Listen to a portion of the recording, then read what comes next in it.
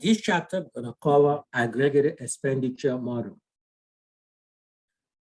So we will begin this chapter with a simpler version of AE model. When I say AE stands for aggregated expenditure, which is a closed and private economy. We will explore the equilibrium and the multiplier effect. Right. And the simplified version, the closed and private economy, will be open. So we see the variable of a net export will be added to it. And we're also going to review, once we add it to it, we will review the impact of net export. And at the end, we will add a G, which is a government factor, government spending and taxes into the picture. And that's going to be the full system. In this model, the price is assumed to be constant, right? Unless stated otherwise. And at the end of the chapter, we will explore the view, the neoclassical view and the Keynesian view, how John Maynard Keynes developed this model and why he developed it. So the chapter the content of the chapter gonna cover, we started with a simplistic assumption, where we're gonna look at the consumption and investment only. We'll review the equilibrium, AE equal GDP. We'll look at other factors or feature of equilibrium GDP, a change in equilibrium and the multiplier. We will add international trade, and we expand our view by adding public sector, signified by G. So Keynes developed this model during the depression, the Great Depression of 1930. Right? It can help to explain how modern economy works today and how the economy adjusts to economic shocks. Whenever economic shocks unexpected happen in the economy, how the economy will adjust to those unexpected or shocks that happen in the economy. And this model is used to give insight into current economic condition. So we started with a closed private economy where we're going to ignore government, but focus only on household and businesses. Okay. One thing I need to point out here in this model, although above households and businesses are saved, we assume here that all savings, right, the saving is personal. So no government or foreign trade. To that point, the GDP, national income, personal income, and disposable income are all the same. So keep that assumption as we are going through the lecture. So this table shows you investment schedule in a tabular form. That's what we have here, right? Investment schedule in tabular form. And also one thing you need to note here is if you look at column 2, the investment level is 20 billion at all GDP level, right? If you guys recall, we said to get an investment demand is that is inverse to the interest rate. But once you agree on the interest rate and set up the investment, that investment schedule become constant at all GDP level, right? So in our case over here at 8%, we decide that we will invest 20 billion. So that's 20 billion, that become a constant that we will invest in economy at all GDP level, okay?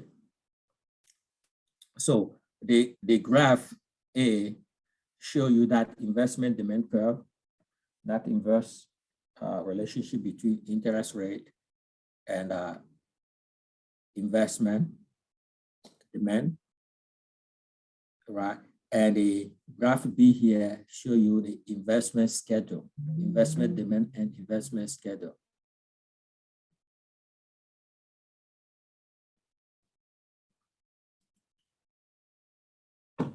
So determination of the equilibrium level of employment, output, and income in a private and closed economy. So in column 1, you have all the possible level of employment, million. Column 2 here give you a real GDP. And you recall that we make that assumption that GDP is equal to disposable income, personal income, and national income. So column 3 reflect the consumption. Column 4, the saving, 5, investment, and column 6, we have the aggregate expenditure in our private and closed economy. So one thing that this table reflects is your disposable income is allocated either to consumption or to saving, or can allocate it to both a certain percentage. So here, if you have 370 million, you can see that if you consume 375, you have to pull money out of your saving.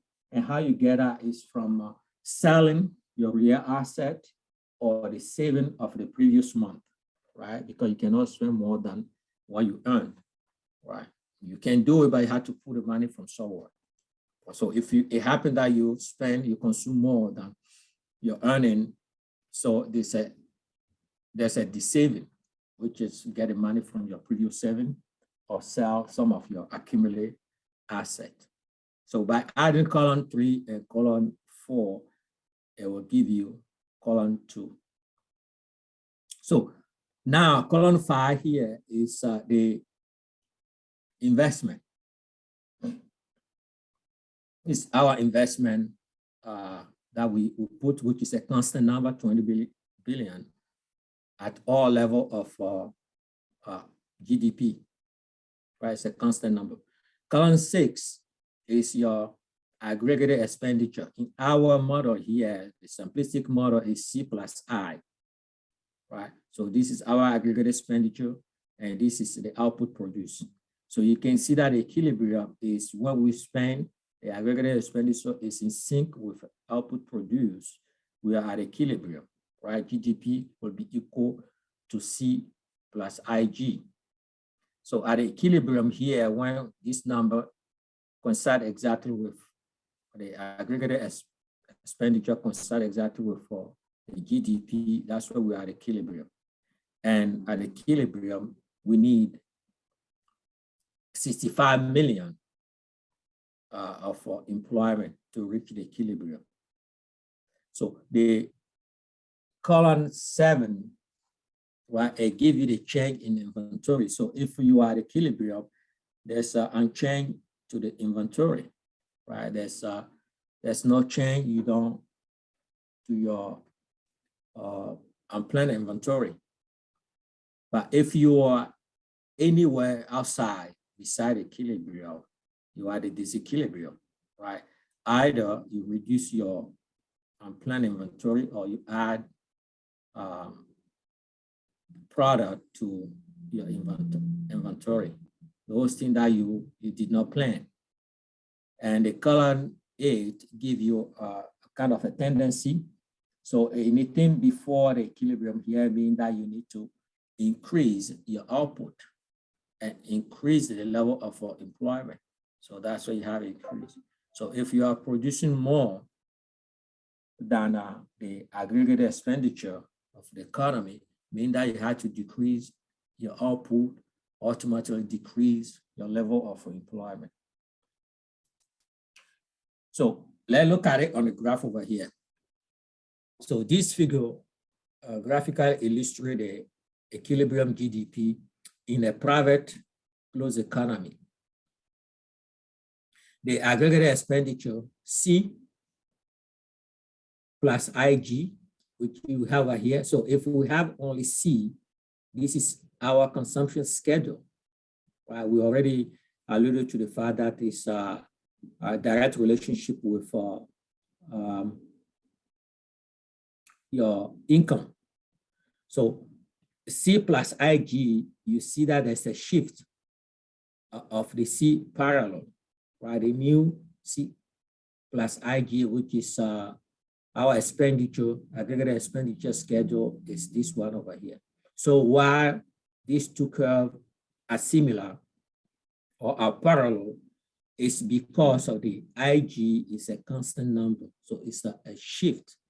So the distance between these two over here represent our 20 billion of investment because it's a constant. That's why you have this equal distance shift.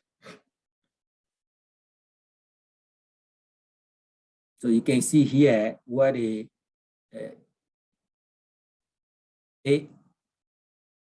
aggregate expenditure, AE, cross the 45-degree line. That's where we are at equilibrium, right? The 45-degree line that we already explained, we are at equilibrium over here. When the AE cross the 45-degree line. And at this point exactly, the output to produce is a 470 billion GDP. That coincides exactly with 470 billion of aggregate expenditure. Saving and planned investment are equal at the equilibrium GDP. So it is important to note here that in our review above, we spoke of planned investment. So saving represents a leakage, right, from the spending stream and cause consumption to be less than GDP when you save more money. Some of the output is planned for business investment and not consumed. So this investment spending can be can replace the leakage, which is a saving. So saving be a leakage, investment is an injection, right? That can replace that leakage. If aggregate spending is less than equilibrium GDP, then business will find themselves with an planned inventory, right, on the top of what they already planned, because people are now moving the output produced. And this unplanned inventory is reflected as a business expenditure, even though business may not have desire the unplanned inventory. Okay, so if we look at this graph over here, this figure show you the change in the aggregated expenditure schedule and the multiplier effect. So an upward shift of the aggregated demand of the aggregated expenditure, right, from C plus I sub 0 to C plus I sub 1 will increase, right? It will increase the equilibrium GDP. Conversely, a downward shift, right, from C plus I sub 0 to C plus I sub 2 will lower, right? It will lower the equilibrium GDP. One will increase it to 490, one will lower it to 450. Okay, so the extent of the change in equilibrium GDP will depend on the size of the multiplier, right? In our case here, the multiplier is 4, right? So the multiplier is equal to 1 divided by the marginal propensity to save. Now let's add in the net export or the international trade to our model. So the net export is, keep in mind, is the export minus import, right? And that affects the aggregated expenditures in an open economy. Export denoted X, create domestic production, right? Income for people who produce the good within the country.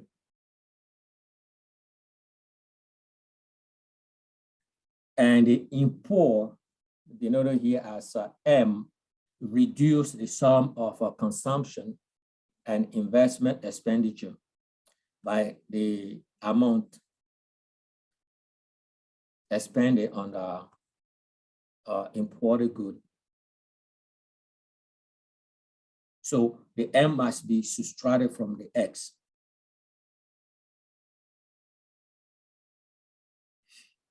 To that point, positive net export, right, increase aggregated expenditure, right, beyond what it will be in a closed economy, right? And those have expansionary effect on the economy. Negative net export will do the opposite by decreasing aggregate expenditure beyond what it will be in a closed economy and have a contractionary effect on the economy.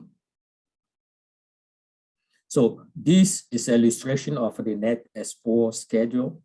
So you can see that if X is greater than M, export greater than import, the net export is a positive.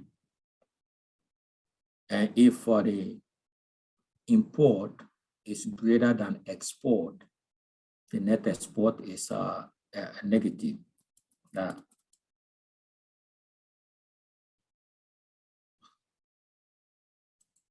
Okay. So this figure illustrates the impact of net export and equilibrium GDP. So the positive net export, right, will shift the aggregated expenditure up, and the negative net export could shift the aggregate expenditure down. Consequently, reduce the equilibrium GDP. And if it's a positive, will increase the equilibrium GDP.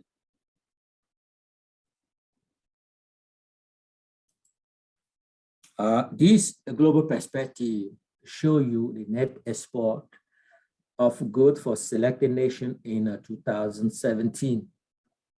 You see some nations such as China and Germany have a positive net export, right? Meaning that export is more than import, while others have a negative net export, meaning that the import is greater than export. So prosperity abroad generally increase our net, our export, right? And transfer some of the prosperity to us. Your trading partner, if there's a prosperity abroad within your trading partner, they will be willing to, or they are going to be able to purchase your goods. So that will increase your export. Conversely, if there's a recession, it will do the reverse effect, right? So exchange rate, depreciation of a US dollar lower the cost of good to foreigners and a favor export from United States, right? While discouraging the purchase of import good in United States. And this could lead to a higher real GDP or to inflation, right? Depending on domestic employment situation. While appreciation of US dollar will have a opposite impact. Okay. One thing to point out on the tariff is tariff on U.S. product may reduce our export and depress our economy, causing us to retaliate and worsen the situation. For example, trade barrier in the 1930s, that contributed to the Great Depression. Now let's add the G, the public sector, to our model. Simplify assumptions are helpful to clarify when we include government sector into our review, our model. Right. So yeah, keep in mind we simplify investment and net export schedule, right? That are used by adding, by assuming that they are independent of the level of current GDP. We will assume here that government purchases do not impact private spending schedule. So we also assume that net tax revenue are derived entirely from personal tax income. So the gross domestic product, national income, and personal income remain equal. Right. The disposable income is just your personal income minus personal taxes. So we're also going to assume here that tax collection are a constant sum and independent of the GDP level, what we call a lump sum tax. An increase in taxes has an indirect effect on aggregated expenditure because taxes reduce disposable income, right? The disposable income is your personal income minus taxes. The greater are the taxes, less will be your disposable income.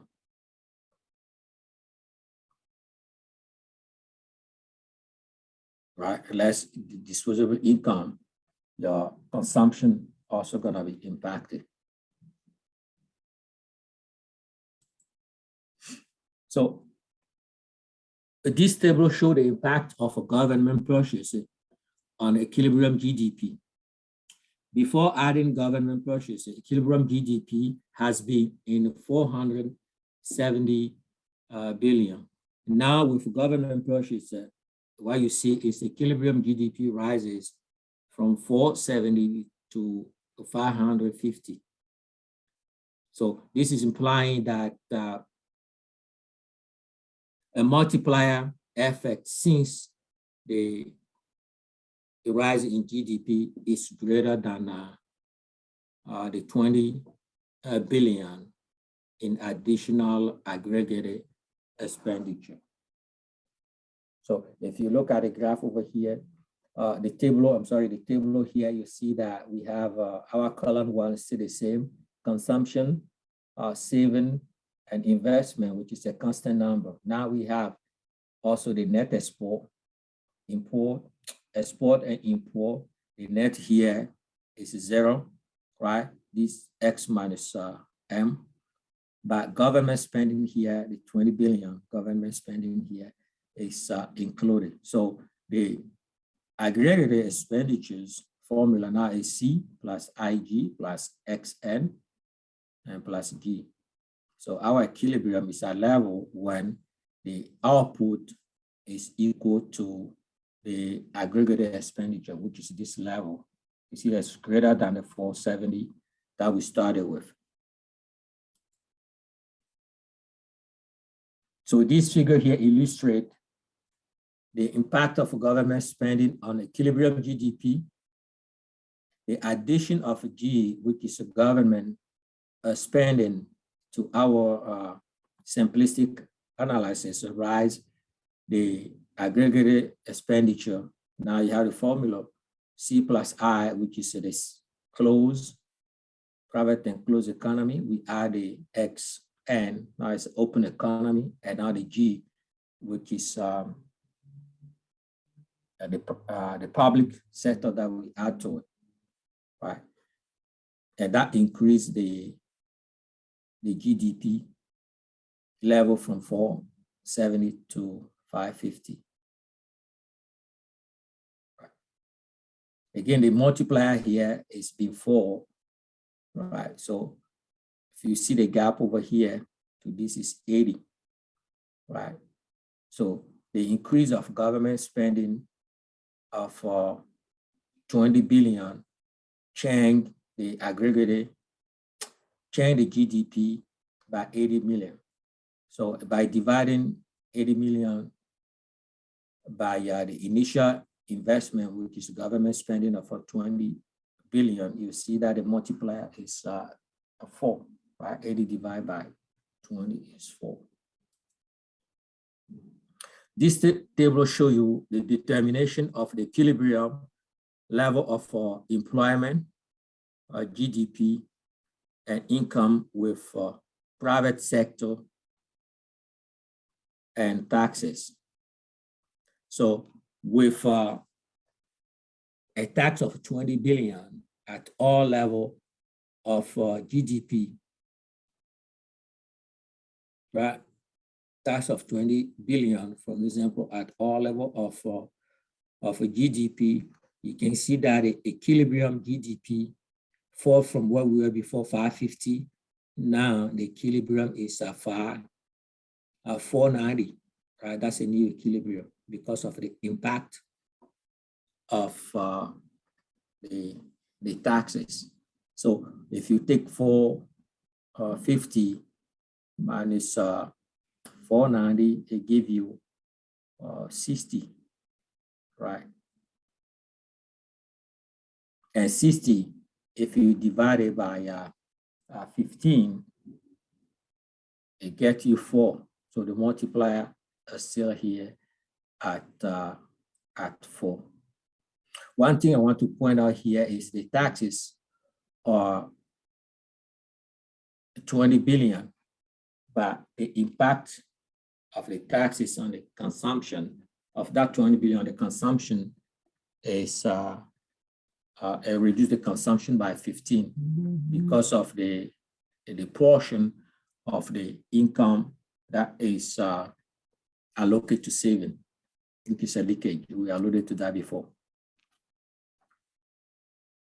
So this tape graph, right, this figure reflect the impact of taxes on equilibrium GDP. So with our marginal propensity to consume of 0.75, like I was saying before, the 20 billion of taxes lower the consumption by 75%, which is 15 million. Well, if you multiply 20 million by 0.75, you have 15 million, right? And that 15 million is what caused the GDP to decline by 60 billion, right? From 550 to 590. Again, you take the 60 divided by the 15, you have 4, which is our multiplier.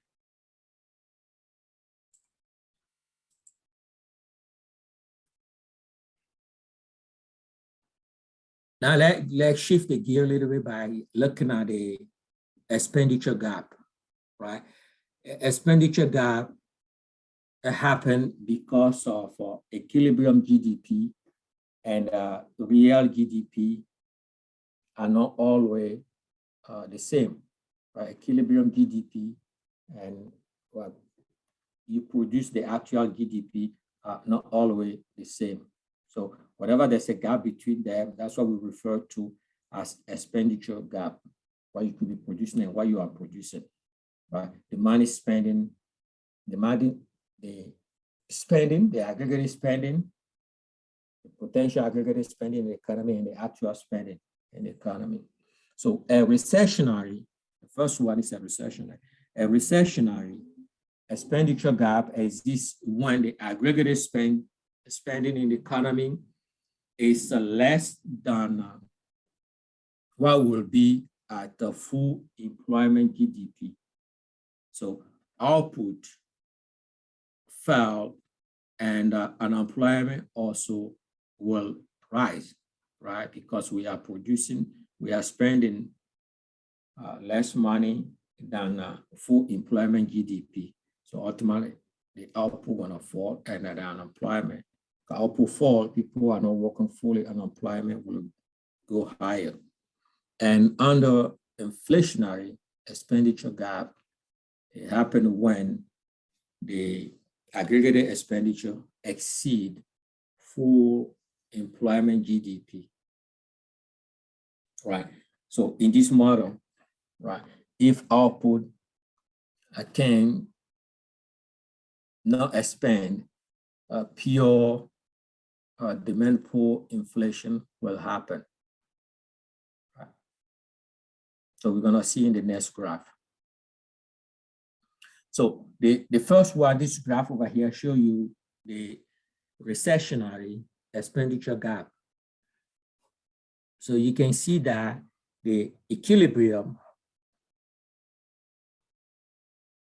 and full employment GDP, like I said, may not coincide, right? So we had our full employment over here. So if you have the equilibrium here, it may not coincide, right? So you have AE0 and AE1, right? Both will have a different intersect the 45-degree line at different level. Now we have a gap, expenditure gap, right? So a recessionary, right, expenditure gap is the amount by which aggregate expenditure at full employment GDP fall short of those needed to achieve the full employment. Right. Here, in our case here is 5 billion. A recessionary expenditure gap caused by 20 billion of it caused 20 billion of negative GDP gap. Right? And if you look at graph B here, they show you inflationary expenditure gap. So again, the equilibrium and full employment GDP are not the same. So an inflationary expenditure gap is the amount by which aggregated expenditure at full employment GDP exceed those just needed to achieve the full employment GDP. Here, the inflationary expenditure gap is 5. This gap over here is 5 billion, right? So this is overspending producing. This overspending producing the demand pull inflation in the economy.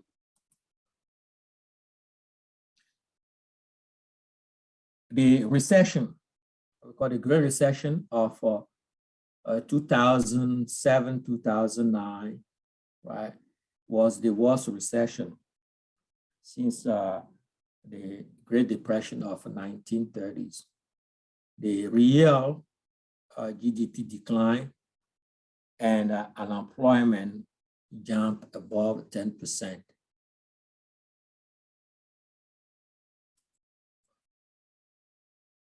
In 2008 and 2009, federal government used Canadian economic model to try to end the recession. Right? The idea was to increase aggregate expenditures, eliminating the recessionary expenditure gap and bring the economy to full employment GDP. And to that, federal government undertake a big spending that we call the tax rebate check and a stimulus package give to businesses. So the last word of the chapter kind of give you a summary of historical view of economic model, right?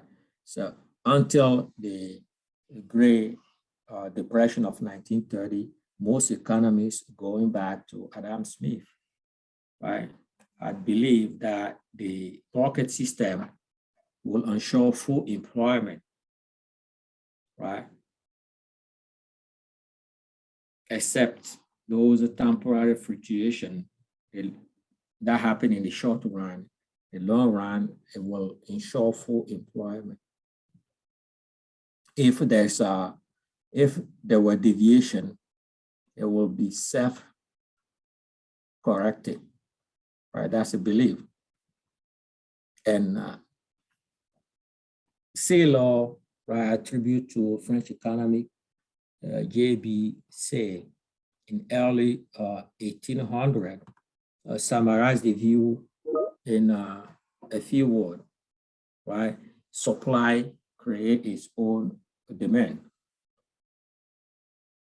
And Say's law is easy to understand in terms of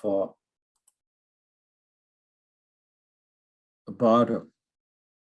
So the Great Depression of 1930 was worldwide, and if you look at the historical fact, the GDP fell by 40% in the United States, and unemployment rate rose by nearly 25%. In 1936, John Maynard Keynes, right, in his general theory of employment, interest, and money, provide alternative model to a classical view, to a classical model, which will help explain period of a recession. Right? The idea is not all income is always spent, contrary to what Say's preconize. To that point, producer may respond to unsold inventory by reducing output rather than cut prices. So a recession or depression could follow this decline in employment and income. The modern aggregated expenditure model is based on Keynes' idea, right? That had been arisen from that time of a Great Depression. It is based on the idea that saving and investment decision may not be coordinated, and prices and wages are not very flexible downward. All right, so that's the idea is based on that. Internal market forces can therefore cause a depression, and government should play, even though limited, an active role in bringing the economy back or pushing the economy out of recession. Right, so government had that role to stabilize the economy.